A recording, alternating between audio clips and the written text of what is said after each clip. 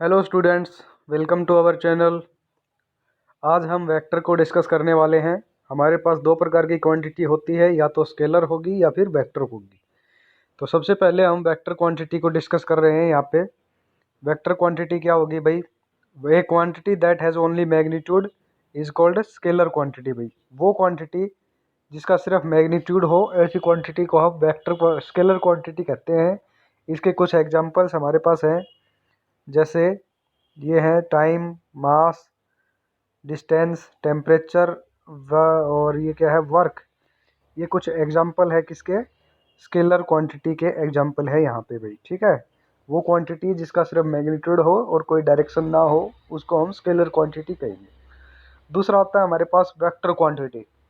Vector quantity क्या है? ए quantity that has both magnitude और डायरेक्शन। ये भी हम पहले पढ़ चुके हैं, 9th स्टैंडर्ड से पढ़ते आ रहे हैं यही बातें, कि वो क्वांटिटी जिसका क्या हो, मैग्नीट्यूड भी हो और डायरेक्शन भी हो, तो ऐसी क्वांटिटी को क्या कहेंगे हम? वेक्टर क्वांटिटी कहेंगे भाई। ठीक है, तो इसके कुछ एग्जांपल्स है हमारे पास, जैसे फोर्स है, वेलोसिटी है, डिस्प्लेसमेंट है, इलेक्ट्रिक फील्ड है, इंटेंसिटी है। ठीक है, तो ये सारी क्वांटिटी क्या है? ये सभी की सभी वेक्टर क्वांटिटी आती है भाई। तो वेक्टर क्वांटिटी की कुछ प्रॉपर्टीज हैं, उसके बाद क्या होगी भाई वेक्टर क्वांटिटीज की, क्या डिफरेंस होगा, जैसे स्केलर से किस तरह से डिफरेंस होगा। तो सबसे पहली बात तो यही है कि वेक्टर क्वांटिटी जो होगी उसके both magnitude as well as direction दोनों ही होंगे भाई। वेक्टर क्वांटिटी के दोनों होंगे, मैग्नीट्यूड भी होगा और डायरेक्शन भी होगी। ठीक है, दूसरी जो बात आती है वो क्या है? Any two vector have same direction. अगर दो वेक्टर हैं, दोनों की सेम डायरेक्शन है, एंड हैव सेम मैग्नीट्यूड, और मैग्नीट्यूड अगर इक्वल है, no matter whenever they lie, अगर वो कहीं पर भी प्रेजेंट हैं, ये हमें इस चीज़ से कोई मतलब नहीं है कि वो कहाँ पर लाई कर रहे हैं। अगर दो वेक्टर दोनों के दोनों अगर सेम डायरेक्शन में है, दोनों का मैग्नीट्यूड इक्वल है, तो ऐसे वेक्टर्स को हम क्या कहेंगे? इक्वल वेक्टर कहेंगे भाई। ठीक है, तीसरी जो प्रॉपर्टी आती है यूनिट वेक्टर के रिगार्डिंग। तो यूनिट वेक्टर देखो, हमें वेक्टर क्या होता है? कोई भी यूनिट वेक्टर जो होता है वो सिर्फ हमें, देखो वेक्टर की डेफिनेशन हमने बताई थी कि जिसमें मैग्नीट्यूड भी हो और डायरेक्शन भी हो। तो यहाँ से देखो, यहाँ पे जो ए वेक्टर है वो क्या है? A multiply by A cap. ये हाँ, ये वाली इक्वेशन देख लो। तो ये वाली इक्वेशन क्या, यहाँ पे जो ए वेक्टर है वो किसका मल्टीप्लिकेशन है? ए मल्टीप्लाई बाई ए, और ऊपर हमने एक कैप लगा रखी है। ठीक है, तो ये दो चीज़ों का मल्टीप्ले है, मतलब ए वेक्टर जो है उसके अंदर दो चीज़ें इंक्लूड हैं। एक तो ए जो यहाँ पे राइट हैंड साइड में ए है, वो क्या कर रहा है? वो ए मैग्नीट्यूड को रिप्रेजेंट कर रहा है। और जो स्मॉल ए जिसके ऊपर कैप बना रखी है हमने, वो क्या कर रहा है? वो वेक्टर को रिप्रेजेंट कर रहा है यहाँ पे। मतलब इस जो ए वेक्टर है इसकी डायरेक्शन के बारे में बता रहा है, यानी कि वेक्टर जो क्वांटिटी है ए वेक्टर के अंदर वो ए कैप है, और जो मैग्नीट्यूड है वो ए है। तो इसमें मैग्नीट्यूड और डायरेक्शन दोनों का क्या है यहाँ पे? ये मल्टीप्लीकेशन है। तो दोनों को जब मल्टीप्लाई किया हमने, तब हमारे पास रिजल्टेंट वेक्टर निकल के आया। तो यहीं से डेफिनेशन बनती है। देखो, कोई भी यूनिट वेक्टर है A cap along a vector की जो डायरेक्शन है उसको कैसे डिफाइन करेंगे? A vector whose magnitude is unity, यानी कि यहाँ पे जो ए कैप है ये, इसका जो मैग्नीट्यूड होगा वो कितना होगा? 1 होगा। And its direction is along to the vector A, इसकी जो डायरेक्शन होगी वो किधर होगी? Along to the vector A. इसकी डायरेक्शन हमेशा ए वेक्टर की डायरेक्शन में रहेगी। तो मैथमेटिकली जो इसका रिप्रेजेंटेशन होगा वो क्या हो जाएगा यहाँ से, कि A vector is equal to magnitude multiply by its unit vector. तो यूनिट वेक्टर को डिफाइन करना है हमें, तो क्या हो जाएगा? राइट हैंड साइड में जो मैग्नीट्यूड था उसको हम लेफ्ट हैंड साइड में ले आएंगे। यहाँ से इसको लेफ्ट में ले आओ तो लेफ्ट में जाएगा, तो वो डिवाइड में चला जाएगा। तो ये इक्वेशन बन गई हमारे पास। तो ए यूनिट वेक्टर होगा वो क्या होगा? A vector divided by its magnitude is called unit vector of that vector A। ठीक है, तो यूनिट वेक्टर का मैग्नीट्यूड हमेशा 1 रहेगा, इस बात को आप हमेशा ध्यान रखना भाई। ठीक है, unit vector along X Y Z axis are, अगर 3 डायमेंशनल कोऑर्डिनेट में बात करें तो एक्स वाई जेड एक्सिस के अलोंग अलोंग अदर मतलब हर डायरेक्शन के अलग यूनिट वेक्टर होंगे। तो हमारे पास जो एक्स वाई जेड एक्सिस के जो जर्नल जो हम रिप्रेजेंटेशन देते हैं वेक्टर्स को, वो क्या होते हैं? ए एक्स, ए वाई और ए जेड, यानी कि स्मॉल ए से रिप्रेजेंटेशन देते हैं। Small A of X, A of Y और ए ऑफ जेड, या अलोंग एक्स वाई जेड, या फिर दूसरी नोटेशन जो होती है हमारे पास वो होते हैं आई जे और के रेस्पेक्टिवली। आई जो यूनिट वेक्टर होगा वो होगा अलोंग एक्स एक्सिस, जे जो यूनिट वेक्टर होगा वो होगा अलोंग वाई एक्सिस, और के जो यूनिट वेक्टर होगा हमारे पास वो होगा अलोंग जेड एक्सिस। ठीक है, देखते हैं अब आगे। Component of A vector, component of vector कैसे कहेंगे, मतलब यानी कि कोई वेक्टर अगर 3 डायमेंशन में है, जैसे फॉर एग्जांपल अगर मैं बात करूँ, ये हो गया जैसे एक्स कोऑर्डिनेट हो गया, ये वाई हो गया, ये जेड हो गया, एक हो गया हमारे पास एक्स कोऑर्डिनेट, ये कोई भी वाई कोऑर्डिनेट, और ये हो गया मान लिया जेड कोऑर्डिनेट।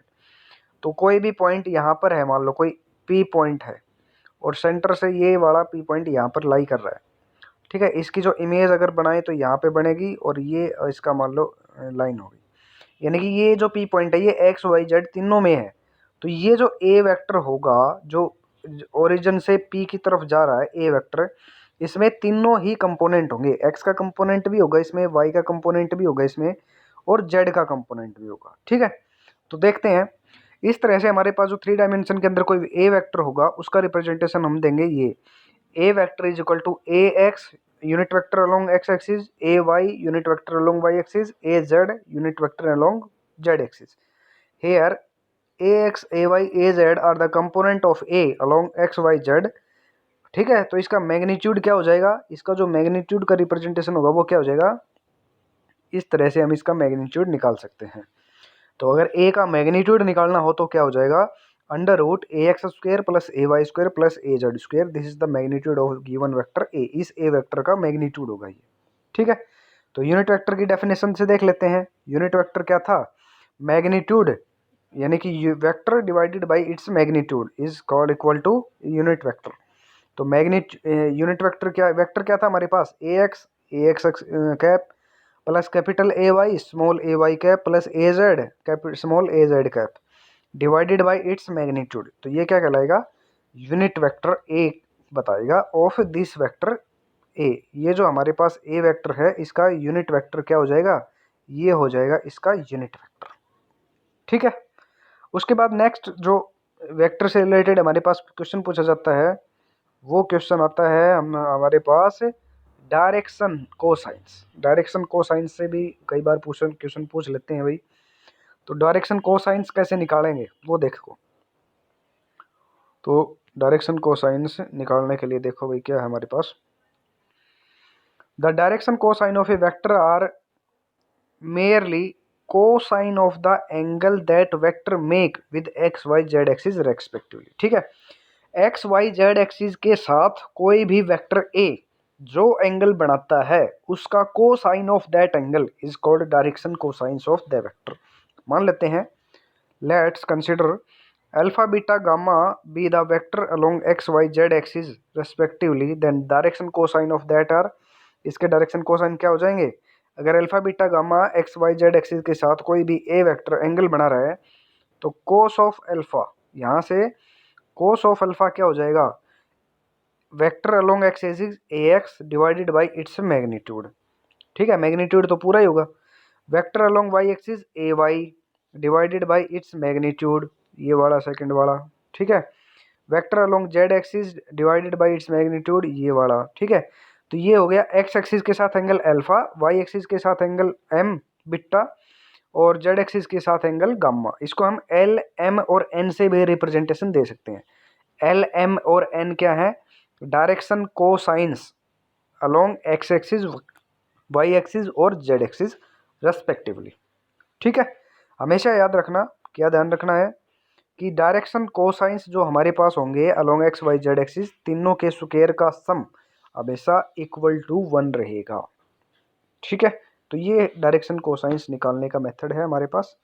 आगे चलते हैं, नेक्स्ट आता है हमारे पास एडिशन ऑफ वेक्टर। तो कोई भी 2 वेक्टर होंगे उनका एडिशन कैसे करेंगे, सब्ट्रैक्शन करेंगे कैसे करेंगे वो देखते हैं। कोई भी मान लो 3 डायमेंशन में कोई वेक्टर ए है जो है ए एक्स और ए वाई ए जेड, ये हमारे पास वेक्टर ए है। इसके साथ ही दूसरा वेक्टर और है हमारे पास, मान लेते हैं ये बी वेक्टर है, ये है हमारे पास। ठीक है, तो देखो दोनों में एक्स के कंपोनेंट भी हैं, वाई के भी हैं, जेड के कंपोनेंट्स हैं। अब इन दोनों का क्या करना चाह रहे हैं हम, सम करना चाह रहे हैं। तो जब वेक्टर का एडिशन करेंगे तो किस तरह से होगा, कोई भी इन दोनों का रिजल्टेंट जो एडिशन करेंगे तो कोई तीसरा वेक्टर ही आएगा सी। तो वो सी वेक्टर क्या होगा, A vector plus B vector that is equal to A और बी के एक्स कंपोनेंट्स का सम मल्टीप्लाई बाई एक्स अलो एक्सिस के अलोंग यूनिट वेक्टर प्लस इनके वाई कंपोनेंट्स का सम प्लस इनके जेड कंपोनेंट्स का सम। ये होगा इन तीनों की वजह से जो रिजल्टेंट वेक्टर सी आएगा वो हमारे पास। ठीक है भाई। इसी तरह से सब्ट्रैक्शन क्या होता है, देखो भाई कोई भी वेक्टर एडिशन और सब्ट्रैक्शन में कोई चेंज नहीं है। जैसे ये हमारे पास कोऑर्डिनेट है, यहाँ पे कोई वेक्टर है, ये मान लो ए वेक्टर था, ठीक है, और ये कोई दूसरा वेक्टर बी था। अब इन दोनों का हमने सम किया तो क्या हो गया, दोनों के दोनों एक ही डायरेक्शन में थे। ठीक है, अब आगे चल के हम करना चाह रहे हैं इनका सब्ट्रैक्शन। तो सब्ट्रैक्शन करेंगे तो क्या होगा, देखो वेक्टर बी जो हमारे पास था, जो पहले ओरिजिन से एक्स एक्सिस की तरफ जा रहा था, अब उसकी डायरेक्शन चेंज कर दो, यानी कि सिर्फ बी वेक्टर की डायरेक्शन चेंज हो गई। जहां वो लेफ्ट से राइट साइड में जा रहा था, अब वो राइट से लेफ्ट साइड में आ रहा है। तो ये क्या कहलाएगा, एडिशन ऑफ वेक्टर बी या minus of be in vector A. A vector के अंदर माइनस ऑफ वेक्टर बी को एडिशन करना ही क्या कहलाता है, सब्ट्रैक्शन ऑफ ए वेक्टर। ठीक है, सब्ट्रैक्शन कुछ नहीं है, बस एडिशन है उसका नेगेटिव का। फिजिकली क्या कह रहा है यहाँ पे, देखो कह रहा है कि physically a vector subtraction is addition of vector A and vector B after reversing the direction of vector B. ठीक है, वेक्टर बी और वेक्टर ए का एडिशन ही होता है सब्ट्रैक्शन भी, लेकिन बी की डायरेक्शन को रिवर्स कर देते हैं, तो वो कहलाता है सब्ट्रैक्शन ऑफ ए वेक्टर। ठीक है, तो आगे देखो क्या कहलाता है, वेक्टर एडिशन के कुछ रूल्स हैं हमारे पास। तो सबसे पहला जो रूल है वो है हमारे पास triangular law of vector addition. तो triangular law of vector addition में क्या होता है, all of A with head, क्या कह रहा है यहाँ पे देखो, सबसे पहला जो नियम है वो क्या करेंगे, tail of vector A with head of vector B. पहले देखो ए वेक्टर हमने ये रिप्रेजेंटेशन दे दिया यहाँ, तो वेक्टर ए का जो टेल है वो वेक्टर बी के हेड के साथ मिला दीजिए। ठीक है, तो रिजल्टेंट जो हमारे पास सी आएगा, वो ए का रिजल्टेंट जो सी होगा वो क्या होगा, टेल ऑफ ए, ये वेक्टर ए था, ये वेक्टर बी था। ठीक है, अब हम रिजल्टेंट लाना चाह रहे हैं, तो ए के टेल को बी के हेड से मिला दो, मिला दिया, तो ये क्या कहलाएगा, रिजल्टेंट सी वेक्टर हो जाएगा हमारे पास। ठीक है, तो ये रिजल्टेंट सी क्या कहलाएगा, ए और बी का एडिशन के बारे में हमें बताएगा। सिमिलरली सब्ट्रैक्शन देना हो तो सब्ट्रैक्शन क्या करेंगे, ए और बी की डायरेक्शन में अपोजिट कर दो, बस बी को उल्टा कर दो। बी को जैसे उल्टा करेंगे तो क्या हो जाएगा, यहाँ पे देखो ए इधर है और बी की डायरेक्शन ऐसे कर दी, तो रिजल्टेंट सी जो होगा वो क्या कहलाएगा, वो ए माइनस ऑफ बी हो जाएगा। ठीक है ना, तो ये हो जाएगा सब्ट्रैक्शन ऑफ वेक्टर। अभी बताया था कि सब्ट्रैक्शन कुछ नहीं है, addition of negative of vector B. Next है parallelogram law of vector addition. Parallelogram, अभी तक तो हमने ट्रायंगल की फॉर्म में रखा था, अब क्या करेंगे, दोनों वेक्टर्स को एक दूसरे से इस तरह से एडजस्ट करेंगे कि दोनों एक पैरेललोग्राम बनाए। तो क्या कह रहा है, कैसे एडजस्ट करें भाई, कैसे रखें उनको, तो यहाँ कह रहा है two vectors A and B draw with their tail in the same point, two vectors है टू बी पैरेललोग्राम डाले। क्या कह रहा है कि दो वेक्टर को इस तरह से रखो कि उनका टेल एक जगह पे हो। मान लो ये पोजीशन है, यहाँ पे ए को इस तरह से रख दो और बी को इस तरह से रख दो, तो एक वेक्टर बी ये है और वेक्टर ए ये है। अब parallelogram law of vector addition लगाना चाह रहे हैं, तो क्या करेंगे, ए के पैरेलल एक वेक्टर इधर ले लो और सिमिलरली बी के पैरेलल एक वेक्टर ये हो जाएगा, तो ये पैरेललोग्राम बन गया। तो यहाँ अगर ये वेक्टर बी है तो ये भी वेक्टर बी होगा क्योंकि दोनों पैरेलल हैं, और ये वेक्टर ए है तो ये भी वेक्टर ए होगा। तो एक डायगोनल इधर मिला दो, चाहे वो डायगोनल इधर मिला लो, ये डायगोनल रिजल्टेंट सी के बारे में बताएगा। तो यहाँ से चलोगे अगर, तो यहाँ से देखो ए से यहाँ गए और फिर यहाँ से इधर गए, दोनों की एक ही डायरेक्शन है, तो सी क्या कहलाएगा, A vector plus B vector direct sum के बराबर हो जाएगा। तो this is the rule of parallelogram law of vector addition. तो parallelogram law of vector addition में क्या करेंगे, इसी तरह से जैसे इस फिगर में हमने दर्शाया है यहाँ पे, ये वाला जो डायग्राम है इसमें, कि ए को इधर रखा, बी को इधर रखा, ए के पैरेलल एक लाइन खींच दी, बी के पैरेलल एक लाइन खींच दी, और डायगोनल हमारी रिजल्टेंट के बारे में बताएगा। ठीक है। इसकी प्रॉपर्टीज क्या है? Properties of addition and subtraction. तो सबसे पहली प्रॉपर्टी आ जाए कम्यूटेटिव।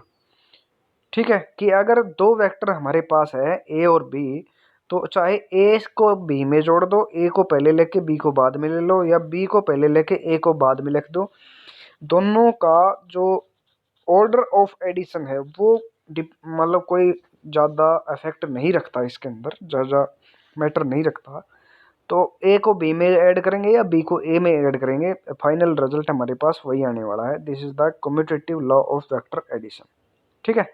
सेकंड है एसोसिएटिव। एसोसिएटिव कब आता है? जब दो की जगह हमारे पास तीन वेक्टर हो जाए।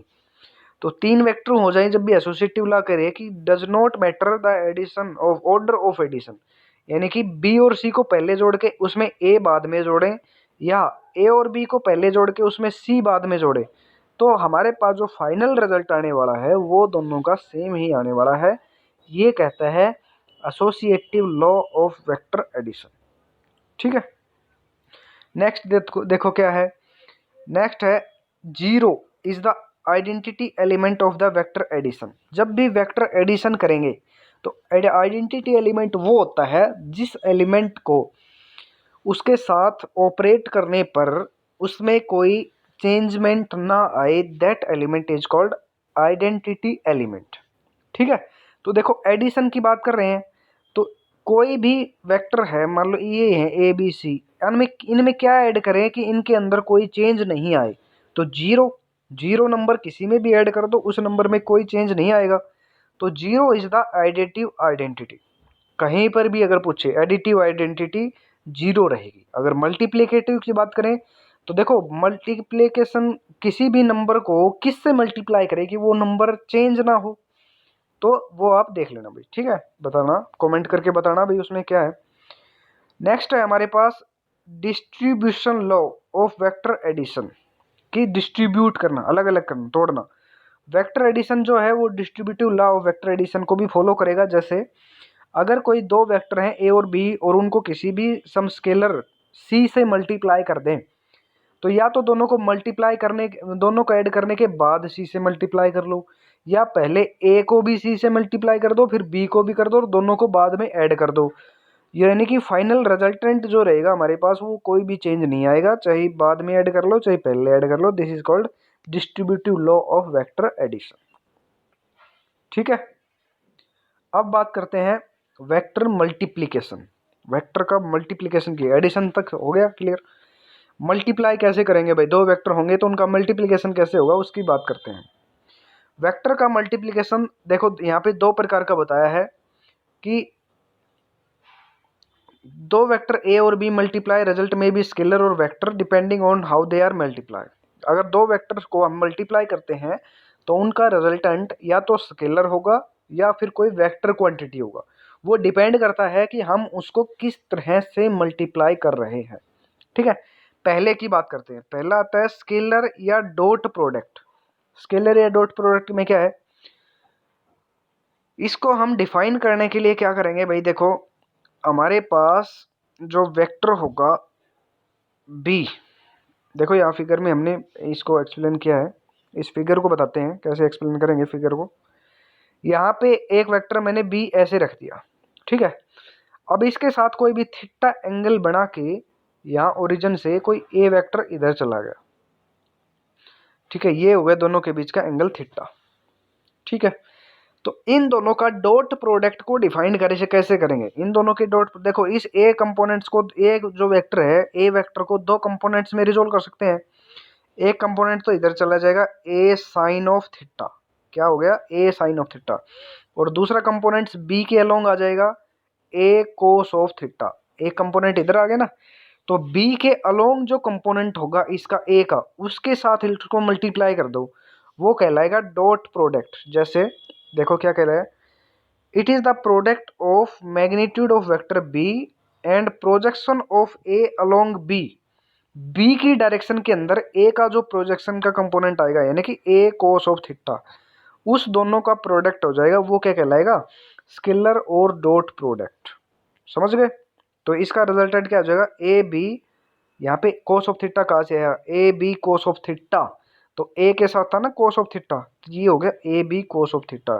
तो ए डॉट बी को जब हम ओपन करेंगे तो हमारे पास बनेगा A multiply by be in, और साथ में कोस ऑफ थीटा। और ये देखो, ये ए बी वेक्टर था, बी बी वेक्टर था, रिजल्टेंट जो हमारे पास आएगा वो क्या हो जाएगा, एक स्केलर क्वांटिटी हो जाएगा। इसीलिए इसको क्या कहते हैं, स्केलर प्रोडक्ट, या फिर इसको डॉट प्रोडक्ट भी हम कह सकते हैं भाई। ठीक है, इसकी कुछ प्रॉपर्टीज हैं। प्रॉपर्टीज क्या है, कम्यूटेटिव प्रॉपर्टी है सबसे पहले, कि यानी कि ए को बी के साथ मल्टीप्लाई कर दो, या बी को पहले लिख के ए के साथ मल्टीप्लाई कर दो, दोनों का जो रिजल्टेंट आने वाला है वो सेम ही आएगा।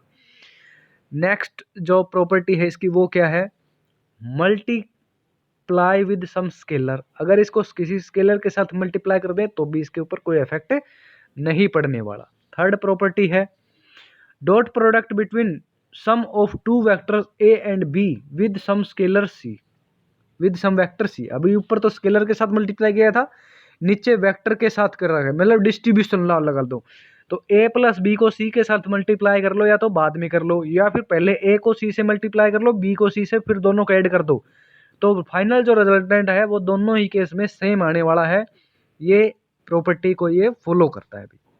ठीक है, ओके। कुछ यूजफुल बातें हैं भाई, देखो डॉट प्रोडक्ट में क्या क्या होगा, और डॉट प्रोडक्ट में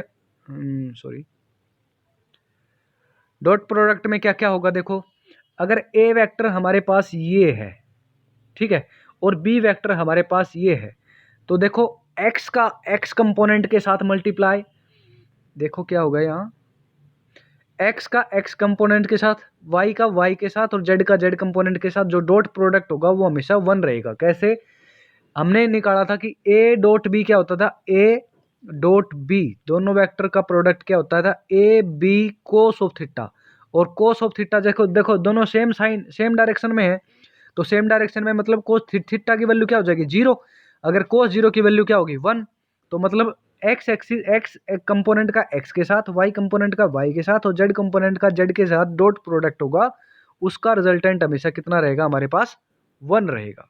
ठीक है, दूसरी बात करते हैं हम, x का y के साथ, y का z के साथ, z का x के साथ, मतलब एक का दूसरे कंपोनेंट के साथ। तो दो कंपोनेंट होंगे x और y, X Y Y Z सभी के बीच का एंगल कितना होता है, 90 डिग्री।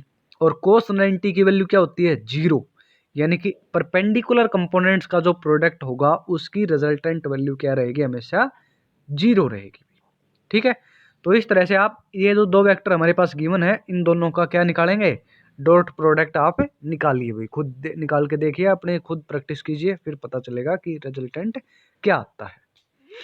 इसकी एप्लीकेशंस कहाँ पर यूज़ करते हैं भाई, क्या काम है ये, तो देखो हम, आपने देखा होगा कि डॉट प्रोडक्ट का यूज होता है वर्क निकालने में। वर्क क्या होता है, फोर्स इनटू डिस्प्लेसमेंट। फोर्स ये क्या होता है, डॉट प्रोडक्ट होता है दोनों का।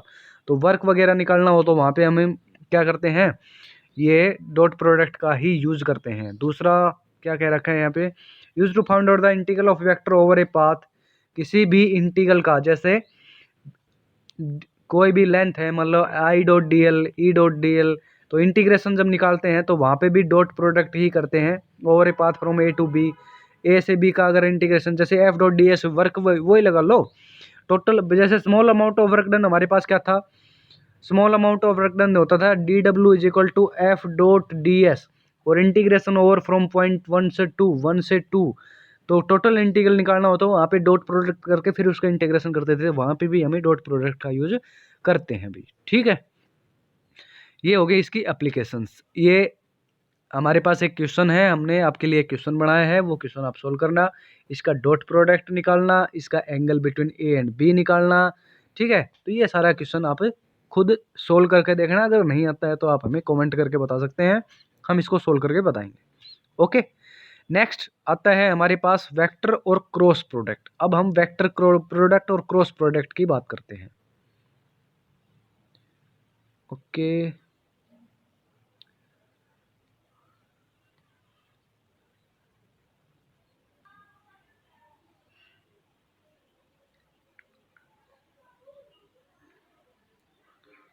चलिए आगे चलते हैं वेक्टर और क्रॉस प्रोडक्ट पे। तो वेक्टर और क्रॉस प्रोडक्ट क्या कहता है भाई, देखो वेक्टर और क्रॉस प्रोडक्ट को जो हम डिफाइन करते हैं वो इस तरह से डिफाइन करते हैं, A cross B is equal to A B sine of angle between A and B. वहां पर क्या था, कोस था, यहाँ पर क्या लेंगे, साइन लेंगे भाई। कैसे देंगे, देखो वही सेम बात है, यहाँ पे ए कंपोनेंट है इस डायरेक्शन में और बी कंपोनेंट है कोई एंगल थीटा के साथ। तो थीटा को दो कंपोनेंट्स में रिजोल्व कर लिया हमने, बी साइन ऑफ थीटा तो इधर आ जाएगा और A B cos of theta इधर चला जाएगा। तो बी साइन ऑफ थीटा इसके साथ में हम ले लेंगे, तो वो कंपोनेंट क्या बन जाएगा, अब यहाँ पे ये एक पैरेललोग्राम की तरह बनेगा हमारे पास। ठीक है, दोनों पैरेलल लाइन हो जाएंगी, ये लाइनें हो गई और एक ये लाइन हो गई। ठीक है, दोनों के बीच में एंगल हो गया साइन ऑफ थीटा। तो रिजल्टेंट जो आएगा वो हो जाएगा angle of area of parallelogram के बराबर हो जाएगा। ये हो जाएगा A dot B sine of theta, और साइन ऑफ थीटा को हटा करके हम इसको एक अलग नोटेशन देते हैं, वो हम लिख सकते हैं यहाँ से ए क्रॉस बी, यहाँ पे इसका नोटेशन दे सकते हैं भाई। ठीक है, तो ए क्रॉस बी क्या होता है, देखो ये वेक्टर और क्रॉस प्रोडक्ट डिफाइन करते हैं, मतलब कि ए पहले जो था वो भी एक वेक्टर था, बी भी एक वेक्टर था, दोनों का जो क्रॉस प्रोडक्ट करके रिजल्टेंट क्वांटिटी हमारे पास आएगी A B sine of theta, यानी कि थीटा ऑफ ए बी, यानी कि angle between A and B, वो भी क्वांटिटी हमारे पास क्या आएगी, एक वेक्टर क्वांटिटी ही आएगी। अगर वेक्टर क्वांटिटी आएगी तो क्या होगा, उसकी कोई ना कोई डायरेक्शन होगी। ठीक है, डायरेक्शन को हम कैसे बताएंगे, direction is determined by right hand screw rule. Right hand screw rule था ना हमारे पास, क्या था कि जैसे ए और बी इधर है, मान लो ए कंपोनेंट इधर है और बी कंपोनेंट इधर है, तो राइट हैंड स्क्रू रूल में क्या करेंगे, मान लो ये था पहला वेक्टर और ये है बी दूसरा वेक्टर, और हमारे पास निकालना चाह रहे हैं हम ए क्रॉस बी। तो राइट हैंड स्क्रू रूल से डायरेक्शन कैसे निकालेंगे, हमारी जो फिंगर्स हैं राइट हैंड की जो उंगलियां हैं उनको अलोंग द ए आप स्ट्रेट करके रखिए। ठीक है, और ए से बी की डायरेक्शन में घुमाइए, जिधर वेक्टर बी है, यानी कि दूसरा जो वेक्टर है, यहाँ पे ए और बी हैं, वो मान लो कभी भी कोई भी वेक्टर हो सकता है, वो उस डायरेक्शन में भी हो सकता है, इस डायरेक्शन में भी हो सकता है। तो जिस डायरेक्शन में आप उंगलियों को घुमाएंगे, उंगलियों को घुमाने के बाद हमारा जो थंब होगा, अंगूठा होगा, राइट हैंड दाएं हाथ का जो हमारा अंगूठा होगा, वो हमें रिजल्टेंट वेक्टर ए और बी की वजह से जो तीसरा वेक्टर आएगा, रिजल्टेंट वेक्टर की डायरेक्शन बताएगा भाई। ठीक है, ध्यान रखना। आगे देखते हैं properties of cross product. Cross product की प्रॉपर्टीज, पहली प्रॉपर्टी है the cross product anti commutative, मतलब अभी तक तो हमारे पास कम्यूटेशन ला आ रही थी कि डॉट प्रोडक्ट में ए बी जो था वो बी ए के बराबर था, बी वेक्टर ए डॉट, पहले किसी को भी ले लो कोई फर्क नहीं पड़ता था, लेकिन यहाँ पर फर्क पड़ेगा भाई। तो जब क्रॉस वेक्टर क्रॉस प्रोडक्ट की बात करेंगे तो ए क्रॉस बी जो होगा वो बी क्रॉस ए के बराबर नहीं होगा, minus of B cross A के बराबर होगा। ठीक है, अगला देखो, किसी भी सी यानी कि कांस्टेंट सी के साथ ए को मल्टीप्लाई कर लो, या सी को ए क्रॉस बी के साथ मल्टीप्लाई कर लो, या ए क्रॉस सी बी, ये तीनों बराबर होंगे। मतलब सी जो कांस्टेंट होगा वो ए क्रॉस बी से अगर मल्टीप्लाई करेंगे तो वो दोनों के साथ नहीं आएगा, वो उन दोनों में से किसी एक के साथ ही प्रोडक्ट करके रिजल्टेंट जो आंसर आएगा वो उसके बराबर हो जाएगा। ठीक है, नेक्स्ट जो प्रॉपर्टी है वो एसोसिएटिव लॉ को भी फॉलो नहीं करता, ये कह रहा है कि एसोसिएटिव भी नहीं है ये, बी क्रॉस सी को क्रॉस प्रोडक्ट करके और ए के साथ क्रॉस प्रोडक्ट करते हैं तो वो ए और बी को पहले क्रॉस प्रोडक्ट करके फिर सी के साथ क्रॉस प्रोडक्ट करके रिजल्टेंट आंसर जाएगा, वो दोनों में डिफरेंट आएगा, तो ये भी दोनों इक्वल नहीं होंगे भाई। ठीक है, इस सिर्फ एक प्रॉपर्टी को फॉलो करता है, वो क्या है, cross product is distributive. Distributive law को ये फॉलो करता है। डिस्ट्रीब्यूशन लॉ क्या कह रहा है कि A plus B cross C जो होगा वो किसके बराबर हो जाएगा, A cross C plus B cross C के बराबर हो जाएगा। या फिर इसको दूसरी तरह से लिख लो आप, कैसे लिखेंगे दूसरी तरह से, कि ए क्रॉस बी प्लस सी जो होगा वो A cross B plus A cross C के इक्वल होगा भाई। ठीक है, आगे जो बात आती है हमारे पास वो आती है क्रॉस प्रोडक्ट को कैसे लगाड़े। तो देखो क्रॉस प्रोडक्ट जो होगा वो डायरेक्शन बताएगा, हमें डायरेक्शन भी बताएगा। तो साइन ऑफ थीटा एंगल होगा, साइन ऑफ थीटा एंगल होगा तो देखो सेम डायरेक्शन में बात करें, एक्स एक्स, वाई वाई और जेड जेड, तो एक्स का एक्स के साथ क्रॉस प्रोडक्ट मतलब दोनों के बीच का एंगल कितना 0 डिग्री और साइन जीरो की वैल्यू 0। वाई का वाई के साथ क्रॉस प्रोडक्ट और जेड का जेड के साथ क्रॉस प्रोडक्ट, यानी कि सेम डायरेक्शन में सेम डायरेक्शन के साथ क्रॉस प्रोडक्ट हमेशा 0 रहेगा, ध्यान रहेगा। वहां पे सेम के साथ सेम 1 था, डॉट प्रोडक्ट में क्रॉस प्रोडक्ट में सेम के साथ सेम 0 रहेगा, ठीक है। आगे देखो, एक्स का वाई के साथ क्रॉस प्रोडक्ट जेड देगा, वाई का जेड के साथ एक्स देगा, जेड का एक्स के साथ वाई देगा, समझ रहे हो, ध्यान से देखो क्लॉकवाइज। एक्स का वाई के साथ, क्लॉकवाइज चल रहा हूं मैं, क्लॉकवाइज चलेंगे तो क्या होगा, एक्स का वाई के साथ क्लॉकवाइज में, एक्स का वाई के साथ ये देगा जेड, वाई का जेड के साथ ये देगा एक्स, और जेड का एक्स के साथ हमारे पास वाई मिलेगा। या उल्टा चलेंगे तो देखो, वाई से एक्स चलेंगे तो उल्टे गए एंटी क्लॉकवाइज, तो जेड तो मिलेगा लेकिन नेगेटिव मिलेगा। एक्स जेड बच गया क्या, वाई, तो वाई तो मिलेगा लेकिन उल्टे जा रहे हैं, एक्स के बाद वाई आता है न कि एक्स के, मतलब जेड के बाद एक्स आना चाहिए क्लॉकवाइज में, तो ये नेगेटिव मिलेगा। यहाँ पे भी जेड और वाई, वाई से जेड जाना चाहिए लेकिन जेड से वाई जाएंगे तो नेगेटिव मिलेगा एक्स का। तो ये भाई ध्यान रखना किसमें, क्रॉस प्रोडक्ट के केस में। तो आगे देखो, मान लेते हैं कोई वेक्टर ए है, उसके 3 कंपोनेंट आ गए, ये 3 डायमेंशन में कोई वेक्टर बी है, तो इन दोनों का क्रॉस प्रोडक्ट कैसे निकालेंगे। तो इन दोनों का क्रॉस प्रोडक्ट निकालने के लिए हमारे पास एक डायरेक्ट मेथड है, क्या, वो डायरेक्ट फॉर्मूला ये है कि ए क्रॉस बी होगा unit vector along X axis, unit vector along Y axis, unit vector along Z axis.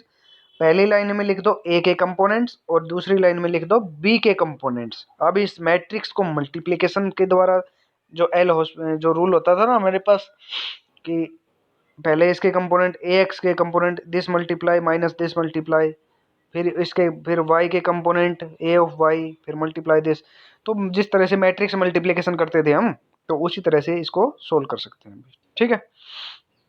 अगला आता है ट्रिपल प्रोडक्ट। अभी तक तो 2 वेक्टर्स का प्रोडक्ट किया हमने, अब तो ट्रिपल प्रोडक्ट कैसे करेंगे भाई, देखते हैं। Multiplication of 3 vector A B and C, ये भी 2 प्रकार का होता है, या तो स्केलर ट्रिपल प्रोडक्ट या फिर वेक्टर ट्रिपल प्रोडक्ट। तो स्केलर ट्रिपल प्रोडक्ट में क्या होगा, 2 वेक्टर्स का क्रॉस प्रोडक्ट होगा बी क्रॉस सी, उनके साथ थर्ड वेक्टर जो होगा ए, या कुछ भी हो सकता है, वो वेक्टर क्या होगा, डॉट प्रोडक्ट की फॉर्म में होगा, यानी कि स्केलर प्रोडक्ट की फॉर्म में होगा, यानी कि ये सारे इक्वल होते हैं। देखो, A dot B cross C is equal to B dot C cross A is equal to C dot A cross B, ठीक है। 2 वेक्टर, जो 2 होंगे ब्रैकेट के अंदर वो तो क्रॉस होंगे, और जो तीसरा वेक्टर उनके साथ मल्टीप्लाई होगा वो डॉट प्रोडक्ट की फॉर्म में होगा, इसको बोलेंगे स्केलर ट्रिपल प्रोडक्ट। इसका प्रोडक्ट कैसे निकालेंगे, वो इस तरह से, पहले वाला जो वेक्टर है हमारे पास, मान लो ए था, उसके कंपोनेंट सबसे ऊपर लिख दिए हमने, दूसरे वेक्टर के जो कंपोनेंट है वो बाद में, और तीसरे के थर्ड रो में। इस तरह से तीनों वेक्टर्स के कंपोनेंट्स 1 बाय 1 एक एक रो में रिप्रेजेंट कर देंगे। अरेंज करने के बाद मैट्रिक्स मल्टीप्लिकेशन से मैट्रिक्स को सोल्व कर लेंगे। This is the method of calculate of scalar triple product. Okay, next आता है हमारे पास vector triple product. Vector triple product कैसे निकालेंगे भाई, वेक्टर ट्रिपल प्रोडक्ट जो निकालने का मेथड है वो देखो, for the 3 vectors A B C the vector triple product is defined as A cross B cross C, तीनों में ही क्रॉस है, ठीक है। पहले बी और सी का क्रॉस करके फिर उसका ए के रिजल्टेंट के साथ क्रॉस प्रोडक्ट, तो वो क्या कहलाएगा, देखो इसको काउंटिंग दे दो। काउंटिंग कैसे दे दे, जैसे ए को 1 मान लिया, बी को 2 मान लिया और इसको 3 मान लिया, तो याद रखने के लिए पहले तो दूसरे वाले को, सेकंड वाले को बाहर रखो, फिर अंदर आ जाएगा ए, यानी कि 1 और 3 माइनस, पहले सेकंड वाले को बाहर रखा, फिर थर्ड वाले को बाहर रख लो, ठीक है। 1 और 2, 1 और 3 अंदर आएगा, 1 और 2 अंदर आएगा, सेकंड वाले को बाहर रख लो पहले, फिर थर्ड वाले को बाहर रख लो, नेगेटिव साइन आएगा दोनों के बीच में। याद रखने का एक छोटा सा तरीका है ये, फिर से बता देता हूँ एक बार क्या है। यहाँ पे 1 2 3 इनको नाम दे दो, ठीक है। ब्रैकेट के अंदर है ना 2 और 3 और 1 बाहर है, ठीक है। तो अब हम क्या करेंगे, 1 को हमेशा अंदर रखेंगे, एक बार 2 को बाहर ले लो, एक बार 3 को बाहर ले लो, तो ये सेकंड कंपोनेंट को बाहर, ये माइनस एक बार थर्ड कंपोनेंट को बाहर, ठीक है। 1 और 3 आ जाएगा अंदर, और 1 और 2 आ जाएगा अंदर। तो ये हो गया ए क्रॉस बी क्रॉस सी निकालने का फॉर्मूला। याद रखना, जैसे स्केलर प्रोडक्ट के अंदर हमारे पास क्या था, A dot B cross C equal था B dot C cross A is equal to C dot A cross B. ऐसे ही A cross B cross C जो है वो A cross B bracket cross C के बराबर नहीं होगा। यहाँ पे ये बराबर नहीं, इक्वल नहीं होगा दोनों के, यहाँ पे दोनों ये तीनों इक्वल होंगे भी। ठीक है, यहाँ तक हो गया। अब बात कर लेते हैं वेक्टर कैलकुलस। अब ये एडिशन मल्टीप्लिकेशन सब्ट्रैक्शन ये सब हो चुका है। अब वेक्टर्स के अंदर जो कैलकुलेशंस होंगी उन कैलकुलेशंस को हम डिस्कस करने वाले हैं। ठीक है, सबसे पहले आ गया हमारे पास लाइन इंटीग्रल। तो लाइन इंटीग्रल में हमारे पास क्या होगा, कोई भी कंपोनेंट कोई भी वेक्टर हमारे पास गिवन होगा, मान लेते हैं यहाँ पे जैसे एफ वेक्टर हमें गिवन होगा। ठीक है, तो उसका लेंथ के अलोंग इंटीग्रेशन करेंगे, यानी कि अलोंग लेंथेनॉइड लेंथ कंपोनेंट जो होगा, लॉन्गिट्यूडनल कंपोनेंट होगा, उसके साथ उसका इंटीग्रेशन कर देंगे। तो वो हमारे पास क्या हो जाएगा, line integral of that vector. जैसे फॉर एग्जांपल वर्क होता था F dot D S, F dot D S, D S क्या होता था वहाँ पे, डिस्प्लेसमेंट। तो हमने यहाँ से डी एल से रिप्रेजेंटेशन दे दिया डी एल, तो वर्क क्या हो जाएगा यहाँ पे, लाइन इंटीग्रल के बराबर हो जाएगा। यहाँ से देखो एक क्वेश्चन है, उस क्वेश्चन से समझेंगे बिल्कुल बारीकी से कि एक्चुअल में करते क्या है। तो देखो इस क्वेश्चन से समझ लो, हमारे पास क्या गिवन है, कोई वेक्टर एफ गिवन है।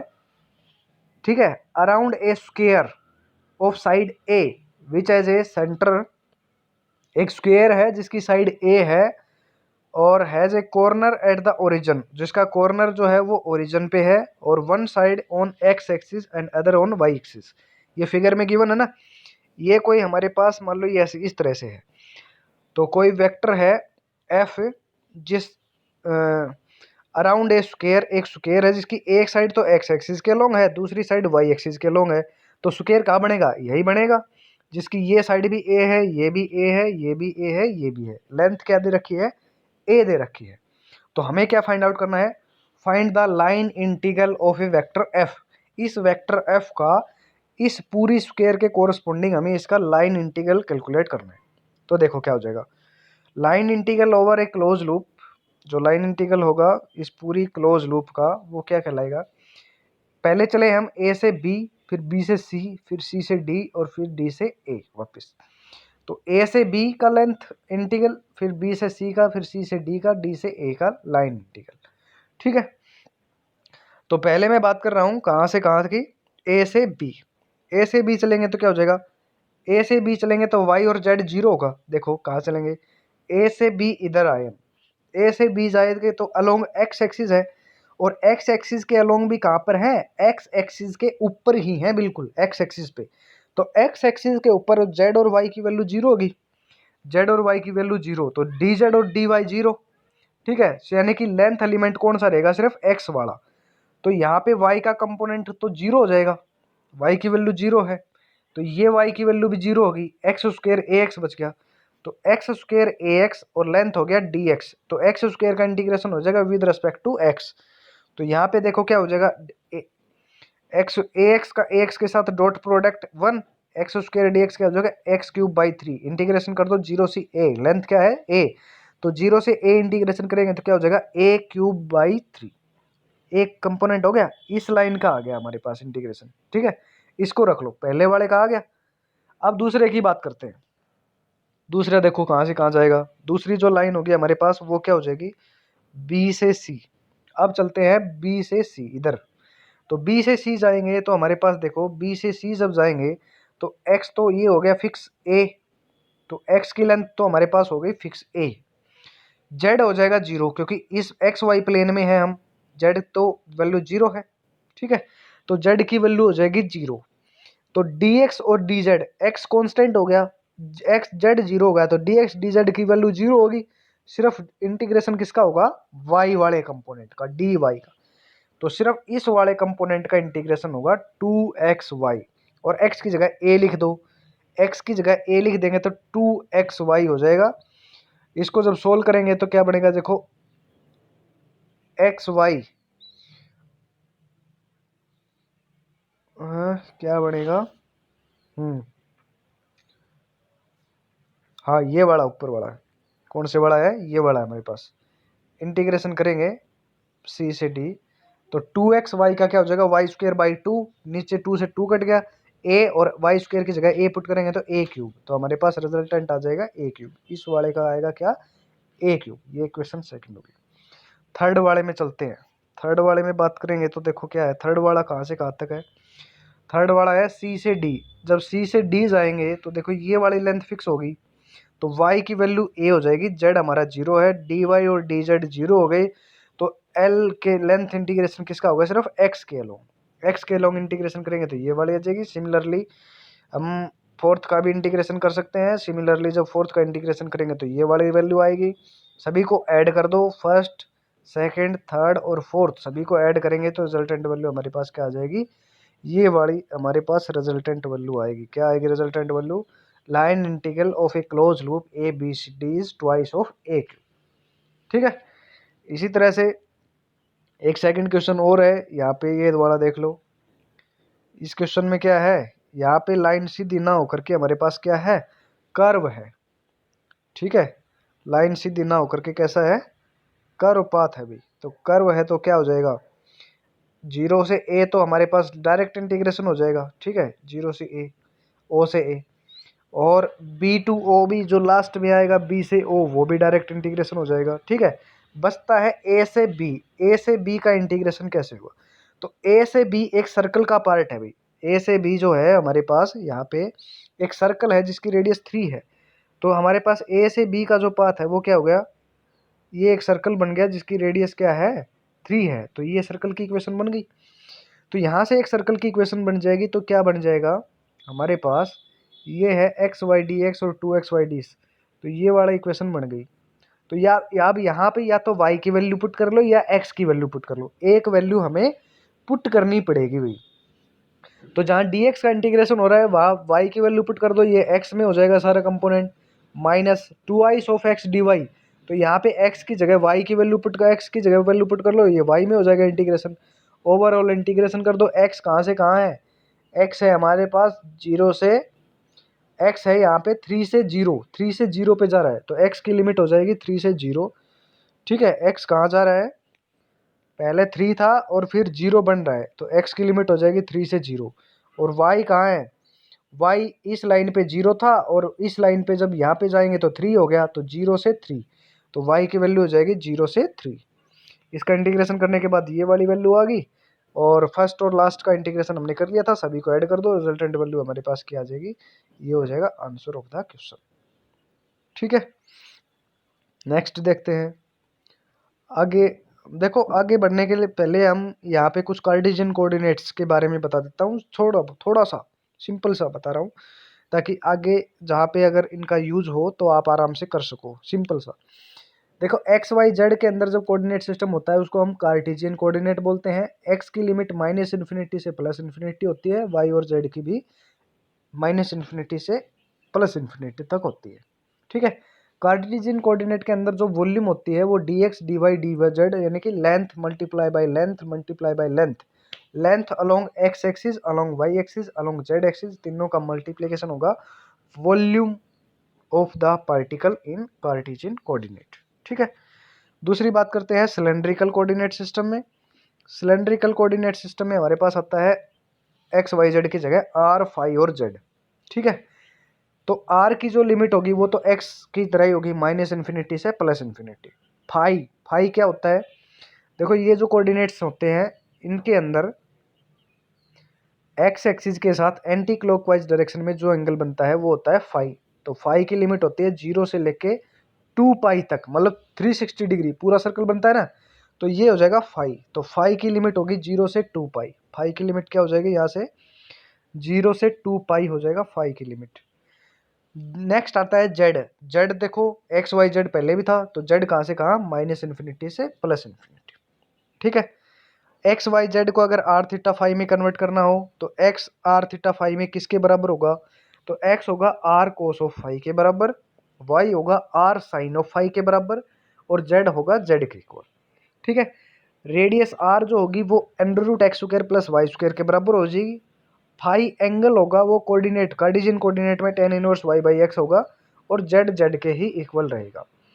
नेक्स्ट आता है वॉल्यूम इन कार्टेशियन कोऑर्डिनेट। देखो सिलेंड्रिकल कोऑर्डिनेट में वॉल्यूम क्या होगी, वो हो जाएगी r d फाई और dz। अगर वॉल्यूम निकालनी पड़ जाए कभी सिलेंडर की तो इनका आगे यूज होगा। अभी मतलब ज़्यादा रट्टे रट्टे मत लगाना, थोड़ा सा बस ध्यान रख लेना, आगे अपने आप याद हो जाएंगे। ठीक है। नेक्स्ट आता है हमारे पास सफेरिकल कोऑर्डिनेट सिस्टम यानी कि पोलर कोऑर्डिनेट सिस्टम। उसके अंदर आर फाई और जेड की जगह आर थीटा और फाई होंगे। आर की लिमिट हमने बता दी थी, फाई की लिमिट बता दी थी। थीटा क्या होता है, थीटा देखो क्या होता है, थीटा यहाँ पे जेड एक्सिस के साथ एंटी क्लॉकवाइज डायरेक्शन में जो एंगल बनता है वो थीटा होता है। तो यहाँ से बनेगा ये 90 डिग्री। ठीक है। एक्स इसका यहाँ से यहाँ तक जो एंगल बनेगा वो बनेगा 90 डिग्री। या फिर यहाँ मतलब यहाँ से शुरू करोगे तो यहाँ चला जाएगा, फिर यहाँ से शुरू करोगे तो फिर जीरो से शुरू हो जाएगा। यानी कि जेड एक्सिस के साथ जेड देखो नीचे भी जाएगा, जेड को माइनस इन्फिनिटी से प्लस इन्फिनिटी बनेगा ना, तो जेड एक्सिस के एंगल बनेगा यहाँ से यहाँ बनेगा, यानी कि 180 डिग्री इधर बन सकता है और 180 डिग्री इधर बन सकता है। तो यहाँ पे थीटा की जो लिमिट होगी वो लिमिट होगी हमारे पास 0 से पाई, यानी कि 180 डिग्री तक चेंज हो सकता है। सफेरिकल कोऑर्डिनेट सिस्टम में वॉल्यूम हमें पता होना चाहिए, वो होगी R square sine theta D R D theta D phi. ठीक है। सिलेंड्रिकल में थी R D theta D phi, यहाँ पे है R square sine theta D theta D phi. Length component ये तीनों याद रख लेना क्योंकि इन्हीं से हम वॉल्यूम निकाल सकते हैं। देखो इसका लेंथ कंपोनेंट, इसका लेंथ कंपोनेंट, इसका वो लेंथ कंपोनेंट, तीनों को मल्टीप्लाई किया तो वॉल्यूम बन गया D X D Y D Z. Spherical cylindrical में लेंथ कंपोनेंट है डी आर डी फाई और डी जेड, तीनों को मल्टीप्लाई कर दो तो बन जाएगा क्या R D phi D Z, तो वॉल्यूम एलिमेंट बन गया। तो इसी तरह से सफेरिकल में जो लेंथ कंपोनेंट है वो ये है, तीनों को मल्टीप्लाई कर दिया तो क्या बन जाएगा हमारे पास, तीनों को मल्टीप्लाई करेंगे तो क्या बनेगा, ये हमारे पास बन गया ये वाला R square sine theta D theta D phi, तीनों को मल्टीप्लाई करने पे ये आ गया। तो लेंथ कंपोनेंट अगर याद है तो आप सफेरिकल इसका सरफेस कंपोनेंट और वॉल्यूम कंपोनेंट आप निकाल सकते हो। तो लाइन इंटीग्रल हो गया। अब आगे चलते हैं, आगे आ गया हमारे पास सरफेस इंटीग्रल। ठीक है। कोई भी एलिमेंट है उसका सरफेस एरिया के साथ एलिमेंट जो निकालेंगे इंटीग्रल निकालेंगे वो कहलाएगा सरफेस इंटीग्रल। फॉर एग्जांपल हम फ्लक्स निकालते हैं, फ्लक्स कैसे निकालते हैं, फ्लक्स निकालेंगे इलेक्ट्रिक फील्ड मल्टीप्लाई बाय इस एरिया ऑफ क्रॉस सेक्शन जिससे इलेक्ट्रिक लाइन ऑफ फोर्सेस हमारे पास निकल रही है, यही होता है फ्लक्स का फार्मूला। तो ये क्या हो जाएगा सरफेस के वो सरफेस एरिया जिस सरफेस एरिया में से जितनी number of line of forces electric line of forces निकल रही हैं वो कहलाएगा इलेक्ट्रिक फ्लक्स। अगर मैग्नेटिक फ्लक्स की बात करें तो जितनी number of magnetic line of forces यहाँ से निकल रही है वो कहलाएगी इसकी मैग्नेटिक फ्लक्स। ठीक है। तो देखते हैं भाई आगे, देखो यहाँ पे क्या कहलाएगा, if the surface integral of A vector over A close surface is zero. अगर कोई भी सरफेस कोई भी वेक्टर क्वांटिटी है उसका सरफेस इंटीग्रल जीरो होता है तो उस क्वांटिटी को हम बोलेंगे सोलेनोइडल, सोलेनोइडल वेक्टर फील्ड। ठीक है। बहुत इंपॉर्टेंट बात है ये, याद रख लेना क्या है कि अगर कोई भी वेक्टर है जिसका सरफेस इंटीग्रल जीरो वैल्यू दे रहा है तो उस वेक्टर को हम बोलेंगे सोलेनोइडल। ठीक है। तो अगला देखो क्वेश्चन क्या है, using the concept of surface integral find the surface area of the surface sphere of radius A. एक हमारे पास स्फीयर है जिसका रेडियस ए है, हमें उसका सरफेस इंटीग्रल का यूज करके उसका सरफेस एरिया निकालना है। तो देखो कोऑर्डिनेट सिस्टम में चलते हैं, कोऑर्डिनेट सिस्टम का यूज करके देखो दो कोऑर्डिनेट ले लो कोई भी, तो क्या हो जाएगा R square sine theta D phi, radius के अलोंग उसका सरफेस एरिया हम निकालना चाह रहे हैं। तो रेडियस के अलोंग निकालेंगे तो थीटा और फाई दो कंपोनेंट ले लिए हमने, तो आर इंटू डी थीटा और फाई हो गया।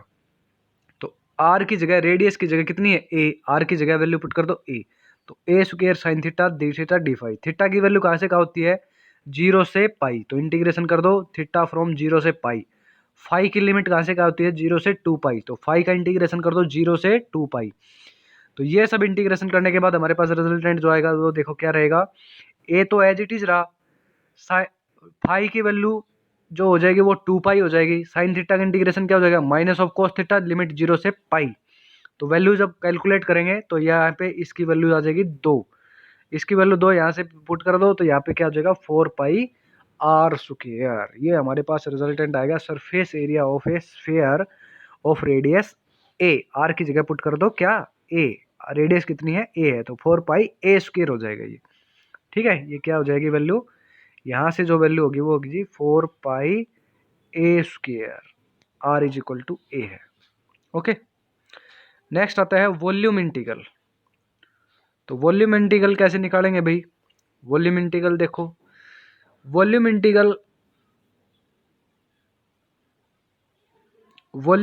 Of a scalar quantity f over a volume v is written as this f dot dv. The concept of volume integral is used to calculate the charge or mass of an object which is distributed all over the volume. अगर कोई भी sphere है जिसकी पूरी volume के ऊपर charge uniformly distribute है तो उसका चार्ज कितना है, वो टोटल चार्ज क्या होगा, इस तरह के जो क्वेश्चंस आएंगे उसको कैलकुलेट करने के लिए हम वॉल्यूम इंटीग्रल का यूज करेंगे। तो एक एग्जांपल से बता रहे हैं क्या क्वेश्चन हमारे पास, using the concept of volume integral find the volume of a sphere. अभी हमने स्फीयर का सरफेस एरिया निकाला था, अब हम वॉल्यूम ऑफ द स्फीयर निकालेंगे। आपको पता है स्फीयर का वॉल्यूम क्या होता है 4/3 पाई आर क्यूब, ठीक है ये होता है। तो देखो क्या होगा, वॉल्यूम होगा स्फेरिकल कोऑर्डिनेट सिस्टम में वॉल्यूम किसके बराबर हो जाएगा, R square sine theta D R D theta D phi, यही होगा। इसका इंटीग्रेशन कर दो, आर की लिमिट हो जाएगी 0 से आर, थीटा की हो जाएगी 0 से पाई, फाई की हो जाएगी 0 से 2 पाई। जब हम इंटीग्रेशन करेंगे तो क्या होगा, देखो फाई का इंटीग्रेशन हो जाएगा 2 पाई, ये तो हो गया। आर का क्या हो जाएगा, आर स्क्वायर का इंटीग्रेशन हो जाएगा आर क्यूब बाई 3, तो आर क्यूब बाई 3 हो जाएगा ये, तो ये हो जाएगा आर क्यूब बाई 3। बच गया sine theta, sign theta D theta का भी किया था पिछले क्वेश्चन में, वो कितना आया था 2, सभी को मल्टीप्लाई कर दो, 2 multiply 2 pi 4 pi, 4 pi multiply R cube by 3 तो 4 पाई आर क्यूब बाई 3, तो 4 पाई आर क्यूब बाई 3 ये क्या हो जाएगा वॉल्यूम ऑफ ए स्फीयर। ठीक है, तो यहाँ से भी हम वॉल्यूम ऑफ द स्फीयर इस तरह से निकाल सकते हैं भाई। आगे चलते हैं, वेक्टर डिफरेंशिएशंस, वेक्टर के डिफरेंशिएशन कंपोनेंट, इनकी बात करते हैं। बहुत इंपॉर्टेंट बातें हैं ये, बहुत ज़रूरी चीज़ें हैं। पहला जो आता है मेरे पास, पहली जो चीज़ है वो है डिफरेंशियल वेक्टर और डेल वेक्टर, जिसको डेल ऑपरेटर भी कहते हैं। तो डेल ऑपरेटर को हम इस तरह से रिप्रेजेंटेशन देते हैं भाई। तो अलग अलग कोऑर्डिनेट सिस्टम में देखो डेल किस तरह से रिप्रेजेंटेशन देगा। कार्टेशियन कोऑर्डिनेट सिस्टम में डेल को हम रिप्रेजेंट करेंगे curly by curly X into I unit vector along X axis, curly by curly Y J unit vector along Y axis, curly by curly Z K unit vector along Z axis. ठीक है, तो ये किस में है, Cartesian coordinate system में, क्योंकि x Y Z होते हैं कार्टेशियन में, तो यहाँ पे एक्स या वाई या Z. Similarly spherical coordinate system में देखो कोफिशिएंट क्या हो जाएगा, स्फेरिकल कोऑर्डिनेट ये क्या है सिलेंड्रिकल कोऑर्डिनेट सिस्टम, सिलेंड्रिकल में क्या हो जाएगा आर थीटा आर फाई और जेड होंगे। तो यह हो जाएगा curly by curly R cap 1 by R curly by curly phi into phi cap curly by curly Z into curly Z cap. Spherical में हो जाएगा आर थीटा और फाई, तो ये आर के रेस्पेक्ट में, ये थीटा के रेस्पेक्ट में, ये फाई के रेस्पेक्ट में। इनके कंपोनेंट्स के साथ जो कांस्टेंट है वो आप याद रख लेना। इसका देखो कांस्टेंट क्या है, पहले केस में हमारे पास कांस्टेंट क्या है, सभी के साथ 1 1 1 है। दूसरे में क्या है 1 है नीचे, फिर दूसरे में आर है, यहाँ पे 1 है। तीसरे में यहाँ पे 1 है, यहाँ पे आर है, यहाँ पे आर साइन ऑफ थीटा है। तो 1 1 1 1 R 1 1 R R sine of theta, ये कंपोनेंट होंगे। 1 1 1 किस में, कार्टेशियन कोऑर्डिनेट में, 1 आर 1 सिलेंड्रिकल में, 1 R R sine of theta spherical coordinate system में। ये डिवाइड के अंदर जो कांस्टेंट क्वांटिटी है वो हमने बताई है भाई। ठीक है, तो यहाँ पे 1 R R sine of theta इस तरह से रहेंगे। आगे देखो, del is a vector operator but not a vector quantity. ध्यान रखना कि डेल जो है वो एक वेक्टर ऑपरेटर है, जबकि वेक्टर क्वांटिटी वो नहीं है, कोई वेक्टर क्वांटिटी नहीं है डेल, वो एक ऑपरेटर है, जैसे डिफरेंशिएशन इंटीग्रेशन। ठीक है, when it operate on a scalar function then a vector is created. जब भी किसी भी स्केलर क्वांटिटी पे डेल ऑपरेटर अप्लाई करेंगे तो हमारे पास जो रिजल्टेंट आएगा वो क्या आएगा, वेक्टर क्वांटिटी ही देगा। ठीक है, आगे देखो क्या कर रहा है, component of a different vector multiply then these are possible operator of del. Gradient of a scalar, gradient of scalar, देखो जब भी किसी भी डेल को किसी के साथ मल्टीप्लाई करेंगे तो वो अलग अलग नाम से जाना जाता है कि हम उसको किस तरह से मल्टीप्लाई कर रहे हैं। ठीक है, तो देखो पहले सबसे पहले हम एफ कोई वेक्टर है हमारे पास स्केलर, स्केलर एफ के ऊपर डेल अप्लाई कर रहे हैं तो वो कहलाएगा ग्रेडियंट ऑफ स्केलर। जब किसी भी स्केलर के ऊपर ये वेक्टर डेल को ऑपरेट करेंगे, ठीक है, किसी स्केलर क्वांटिटी के ऊपर डेल को ऑपरेट करेंगे तो वो क्या कहलाएगा, ग्रेडियंट ऑफ ए स्केलर। पहली बात तो ये, ठीक है। दूसरी बात है, दूसरा क्या कहता है, डाइवर्जेंस ऑफ ए वेक्टर। अगर किसी भी वेक्टर क्वांटिटी के ऊपर हम डेल ऑपरेशन अप्लाई करते हैं by using dot product, dot product के साथ डेल ऑपरेटर यूज करते हैं तो वो कहलाएगा डाइवर्जेंस ऑफ ए वेक्टर।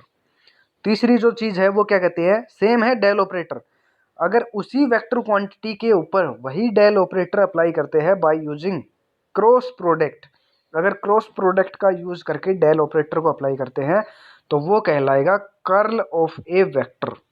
ठीक है, समझ गए। अब इनको डिस्कस करते हैं। तो सबसे पहले हमारे पास जो क्वांटिटी है वो है ग्रेडियंट ऑफ ए स्केलर। कोई भी स्केलर है उसका ग्रेडियंट कैसे निकालेंगे, it is a function of both magnitude and direction of A maximum space scale range of change of rate of change of function. कोई भी फंक्शन एफ है वो किस डायरेक्शन में उसका मैक्सिमम रेट ऑफ चेंज है उसके बारे में हमें बताता है कौन, gradient of a scalar. Mathematically जो इसका रिप्रेजेंटेशन होगा वो ये होगा कि ग्रेडियंट ऑफ वेक्टर एफ जो होगा वो होगा curly by curly F along X axis, curly by curly Y along Y axis, curly by curly Z along Z axis. ठीक है, similarly in cylindrical coordinate system में इस तरह से लिख देंगे और स्फेरिकल कोऑर्डिनेट सिस्टम में इस तरह से लिख देंगे। देखो इसमें इसका देखो मैंने बताया था कि जो कार्टेशियन कोऑर्डिनेट सिस्टम होगा उसमें कोफिशिएंट होगा 1 1 1 और सिलेंडर में होगा 1 और नीचे आ गया इसमें आर और यहाँ पे भी 1 है। और जब स्फेरिकल की बात करेंगे तो यहाँ पे 1 और यहाँ पे आ गया आर और यहाँ पे आ गया 1/r साइन ऑफ थीटा। तो ये वो जो मैंने बताया था ना 1 1 1 1 r 1 और 1r और r sine of theta coefficient of A vector in, ये हो गया कार्टेशियन, ये हो गया सिलेंड्रिकल और ये हो गया स्फेरिकल। ये याद रख लेना, ये हमेशा यूज में आएंगे। ठीक है, तो इसका एक क्वेश्चन देखते हैं। ये कुछ क्वेश्चंस हैं। पहला देखो, find the gradient of a scalar quantity. कोई भी स्केलर क्वांटिटी है उसका ग्रेडियंट निकालना है। तो कैसे निकालेंगे, एक्स स्क्वायर वाई प्लस ई की पावर जेड। तो इसका निकालेंगे तो देखो क्या हो जाएगा, करली बाई करली एक्स, पहले एक्स के रेस्पेक्ट में डिफ्रेंशिएशन करेंगे तो ये हो गया, फिर वाई के रेस्पेक्ट में करेंगे तो ये हो गया, जेड के रेस्पेक्ट में करेंगे तो ये हो गया। तो ये हो जाएगा रिजल्टेंट आंसर। ठीक है, सिमिलरली दूसरे और तीसरे का ये किस में है, देखो इसमें क्या क्या कंपोनेंट है, वी वाले में आर है, जेड है और फाई है। आर फाई और जेड किस में आएगा, सिलेंडर में आएगा। ठीक है, तीसरा कंपोनेंट है थीटा है, फाई है और रो। रो जो है वो आर की जगह यूज कर रखा है अभी, कहीं कहीं किसी बुक में आर यूज कर लेते हैं, किसी बुक में रो यूज कर लेते हैं, इसको रो बोलते हैं। तो ये आर फाई और जेड है। ठीक है, तीसरा जो क्वांटिटी है उसके अंदर आर थीटा और फाई है। तो आर थीटा फाई किस में आते हैं, स्फेरिकल कोऑर्डिनेट सिस्टम में। तो सेम चीजें हैं, वही है, तीनों में ग्रेडियंट फाइंड आउट करना है। पहला जो पार्ट है ए वो किस में है, कार्टेशियन कोऑर्डिनेट का है, दूसरा सिलेंड्रिकल का है, तीसरा स्फेरिकल का है। तो ये फार्मूला यूज करके आप इनका इंटीग्रेशन निकालना, क्या यही आता है या नहीं आता है उसको सोल्व करके देखना भी। ठीक है, आगे चलते हैं। नेक्स्ट आता है हमारे पास डाइवर्जेंस। तो दूसरी क्वांटिटी हमने बताई थी क्या, डाइवर्जेंस। डाइवर्जेंस का फिजिकल मीनिंग अगर पढ़ें तो वो होता है फैलाव। ठीक है, तो divergence of A vector field at a given point is an operator that measure the magnitude of source और sink in the term of sine scale.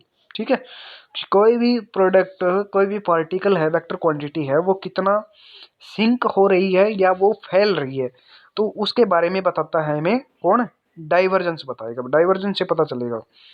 तो मैथमेटिकली जो डाइवर्जेंस होगा उसको रिप्रेजेंटेशन हम इस तरह से देंगे भाई। पहला जो हो जाएगा वो हो जाएगा divergence of vector F. Divergence vector quantity का होगा, ध्यान रखना। Divergence of vector quantity is this Cartesian coordinate में, ये हो जाएगा हमारे पास किसमें, सिलेंड्रिकल कोऑर्डिनेट में, ये हो जाएगा किसमें, स्फेरिकल कोऑर्डिनेट में। ध्यान रख लोगे, इनको याद कर लेना, अच्छे से नोट डाउन कर लेना। आगे देखो क्या कह रहा है कि the resultant of A divergence of vector field is a scalar. जब भी किसी वेक्टर के ऊपर डाइवर्जेंस अप्लाई करेंगे तो रिजल्टेंट जो आंसर आएगा वो कैसा होगा, वो वेक्टर ना होकर के हमारे पास कैसा रहेगा, वो एक स्केलर क्वांटिटी होगी भाई। डाइवर्जेंस वेक्टर के ऊपर अप्लाई करेंगे तो स्केलर आएगा, और स्केलर के ऊपर जब हम क्या अप्लाई करेंगे, ग्रेडियंट, तो रिजल्टेंट क्या आएगा, वेक्टर आएगा। ध्यान रखना। Divergence of a scalar not applicable, यानी कि किसी भी स्केलर क्वांटिटी का डाइवर्जेंस हम नहीं निकाल सकते। डाइवर्जेंस पॉजिटिव, नेगेटिव और जीरो तीनों प्रकार का हो सकता है। जैसे यहाँ पे देखो, अगर डाइवर्जेंस आउटसाइड में है यानी कि फैल रहा है तो वो आएगा पॉजिटिव, अगर इनसाइड है तो वो आएगा नेगेटिव। अगर पैरेलल रेज आ रही हैं, ठीक है, किसी भी पॉइंट पे हम कैलकुलेट करना चाह रहे हैं, वहाँ पे रेज पैरेलल है, ना तो बाहर की तरफ है ना अंदर की तरफ, तो उस केस में डाइवर्जेंस कैसा रहेगा हमारे पास, जीरो रहेगा भाई। ठीक है, एक क्वेश्चन देख लेते हैं। क्वेश्चन क्या है, find the divergence of A vector. तो हमारे पास देखो ये हो गया कार्टेशियन कोऑर्डिनेट सिस्टम का सवाल, इसमें आर फाई है, आर फाई है, तो ये हो गया किसका, सिलेंड्रिकल कोऑर्डिनेट सिस्टम का सवाल, और इसमें होगा आर थीटा और फाई तीनों है, तो ये हो गया स्फेरिकल कोऑर्डिनेट सिस्टम का सवाल। ठीक है, तो इस तरह से आप डाइवर्जेंस ऑफ ए वेक्टर निकाल सकते हो। तो इनका निकालने के बाद इनको मैच कर लेना, क्या वही आंसर आ रहे हैं जो हमने कैलकुलेट करके यहाँ पे बता रखे हैं, इनको देख लेना। मैं इनको स्किप कर रहा हूँ क्योंकि वीडियो काफ़ी लंबा हो चुका है और मैं ज़्यादा फिर आप बोर हो रहे हो, इनको खुद कैलकुलेट करना। ठीक है, फॉर्मूले हमने बता लिए, तरीके हमने बता दिया है कि कैसे कैलकुलेट करना है। नेक्स्ट जो टर्म है हमारे पास वो है कर्ल ऑफ ए वेक्टर। किसी भी क्वांटिटी का कर्ल कैसे निकालेंगे, तो कर्ल हमने बताया था कि वेक्टर क्वांटिटी का निकलेगा। ठीक है, तो कर्ल निकालने के लिए कैसे, क्या फार्मूला है हमारे पास, ये जो मैट्रिक्स फॉर्मुलेशन है 3 कोऑर्डिनेट्स की, वो है कर्ल ऑफ एफ क्या हो जाएगा, आई जे के करली बाई करली एक्स करली by curly Y curly by curly Z, X component, Y component of vector और जेड कंपोनेंट ऑफ वेक्टर, तीनों को यहाँ पे रिप्रेजेंटेशन दे देंगे। ये हो जाएगा कार्टेशियन कोऑर्डिनेट सिस्टम में कर्ल निकालने का फार्मूला। दूसरा होता है हमारे पास किसका, स्फेरिकल कोऑर्डिनेट सिस्टम में, उसमें क्या होता है, आर फाई और जेड सिलेंड्रिकल, तो ये सिलेंड्रिकल सिस्टम में अगर कर्ल निकालते हो तो ये फार्मूला यूज करना है। और तीसरा, अगर आप स्फेरिकल कोऑर्डिनेट में कर्ल निकालते हो तो आपको ये फार्मूला यूज करना पड़ेगा। इनको नोट डाउन कर लेना नोटबुक में। ठीक है, आगे देखो क्या कहता है, the resultant of curl of A vector is also a vector. किसी भी वेक्टर क्वांटिटी का जब कर्ल निकालेंगे तो रिजल्टेंट जो होगा वो भी क्या होगा, वेक्टर क्वांटिटी ही रहेगा। स्केलर क्वांटिटी का कर्ल कभी भी नहीं निकलेगा। अगर किसी क्वांटिटी का कर्ल जीरो है तो उस क्वांटिटी को इररोटेशनल या कंजर्वेटिव फील्ड भी कह सकते हैं। जैसे इलेक्ट्रोस्टैटिक फील्ड, इलेक्ट्रोस्टैटिक फील्ड क्या होता है, 12th स्टैंडर्ड में हम पढ़ चुके हैं। इलेक्ट्रोस्टैटिक, स्टैटिक चार्ज की वजह से जो फील्ड होता है वो होता है इलेक्ट्रोस्टैटिक फील्ड। तो उसका कर्ल जब हम निकालेंगे तो उसकी वैल्यू क्या रहेगी, हमेशा जीरो रहेगी। तो उसको बोलेंगे कंजर्वेटिव फील्ड या इररोटेशनल फील्ड भी कह सकते हैं। ठीक है भाई, कई बार क्वेश्चन आ जाता है जैसे find out which field is conservative, तो उसका क्या निकाल लो आप, कर्ल निकालो। कर्ल अगर जीरो है तो जिस फील्ड का कर्ल जीरो है वो कंजर्वेटिव फील्ड कहलाएगा। ठीक है, तो अलग अलग कोऑर्डिनेट सिस्टम में हमारे पास 3 क्वेश्चन हमने दे रखे हैं। Find the curl of the following, ये कार्टेशियन कोऑर्डिनेट सिस्टम का रहेगा, ये हमारे पास सिलेंड्रिकल का रहेगा, और ये हमारे पास स्फेरिकल कोऑर्डिनेट सिस्टम का रहेगा। तीनों के फॉर्मूले आपको पता चुके हैं, ये यहाँ पे भी लिखे हैं। इनको सोल्व करना और देखना कि आंसर यही आता है या नहीं। ठीक है, नेक्स्ट एक इम्पोर्टेंट थ्योरम आती है, बहुत ही ज़रूरी है और एग्जाम्स में बहुत ज़्यादा यूज होती हैं भाई। तो देखो क्या है, Gauss divergence theorem. Divergence theorem क्या कहती है, गॉस ने एक डाइवर्जेंस थ्योरम दी थी। ये डाइवर्जेंस थ्योरम, इसके मैथमेटिकल फॉर्मूले से आप समझ सकते हो। देखो क्या कह रहा है कि यहाँ पे वॉल्यूम इंटीग्रल को और सरफेस इंटीग्रल, यहाँ पे सरफेस वॉल्यूम इंटीग्रल है, यहाँ पे सरफेस इंटीग्रल है। तो कभी भी ऐसी कंडीशन आ जाए, कोई भी क्वेश्चन ऐसा हो जिसमें आपको सरफेस वॉल्यूम इंटीग्रल अगर गिवन है और उसको सरफेस इंटीग्रल में चेंज करना पड़ जाए, या आपको सरफेस इंटीग्रल गिवन है और वॉल्यूम इंटीग्रल में चेंज करना पड़ जाए, तो उस केस में आप गॉस डाइवर्जेंस थ्योरम का यूज करेंगे। ठीक है, it states that Gauss divergence theorem क्या कहता है कि divergence of A vector field over a volume is equal to the surface integral of a volume component of that vector through the close surface bounding the volume. ठीक है, तो ये क्या है, divergence of A vector field over a volume is equal to surface integral of that vector over A close surface, always equal, ये हमेशा equal रहेंगे। ठीक है, इसका एक एग्जांपल है क्या, हमने क्वेश्चन से इसको देख समझ रखा है। क्वेश्चन देखिए क्या है, पहला ये क्वेश्चन है कि A vector A then evaluate A dot D S of a surface of cube defined by this, verify the Gauss divergence theorem. तो पहले इसका सरफेस इंटीग्रल निकालना है हमें। लेंथ दे रखी है x 0 से 1, y दे रखी है 0 से 1, z दे रखा है 0 से 1। तो इसका सरफेस इंटीग्रल निकाल लेंगे। फिर कह रहा है गॉस डाइवर्जेंस थ्योरम को प्रूव कीजिए, तो इसका फिर डाइवर्जेंस निकाल के इसका वॉल्यूम इंटीग्रल निकाल लेंगे। दोनों अगर इक्वल आते हैं तो गॉस डाइवर्जेंस थ्योरम प्रूव हो जाएगी, अगर इक्वल नहीं आते हैं तो Gauss divergence theorem not prove. Next ये आप करके देखना, अगर सोल्व करके देखना यही आंसर आता है या नहीं आता है तो इसको देख लेना बाद में। नेक्स्ट आता है हमारे पास स्टोक्स थ्योरम। तो स्टोक्स थ्योरम क्या कहती है भाई, वहां पे हम वॉल्यूम इंटीग्रल को सरफेस इंटीग्रल में बदल रहे थे, स्टोक्स थ्योरम में क्या करेंगे, सरफेस इंटीग्रल को लाइन इंटीग्रल में कन्वर्ट करेंगे। अगर यार लाइन इंटीग्रल को सरफेस इंटीग्रल में कन्वर्ट करेंगे तो कभी भी ऐसी कंडीशन आ जाए कि लाइन को सरफेस में या सरफेस को लाइन इंटीग्रल में कन्वर्ट करना पड़े, तो वहां पे हम स्टोक्स थ्योरम का यूज करेंगे। ये क्वेश्चन है, नीचे हमने क्वेश्चन गिवन है, evaluate the line integral of a vector of function f around a square loop this and also del cross f over the surface bounded by this, verify Stokes theorem। ये calculate करना है और Stokes theorem को verify करना है। तो line integral बता दिया था हमने पहले ही, सरफेस इंटीग्रल कैसे निकालते हैं वो बता दिया था हमने। तो ये आप कैलकुलेट करके देखना क्वेश्चन को और इसके साथ फिर मैच करना, अगर नहीं आता है तो फिर देखते हैं। ठीक है, फिर लास्ट आता है classification of vector field. Vector field के अलग अलग क्लासिफाइड, ये आप देख लेना एक बार क्या है।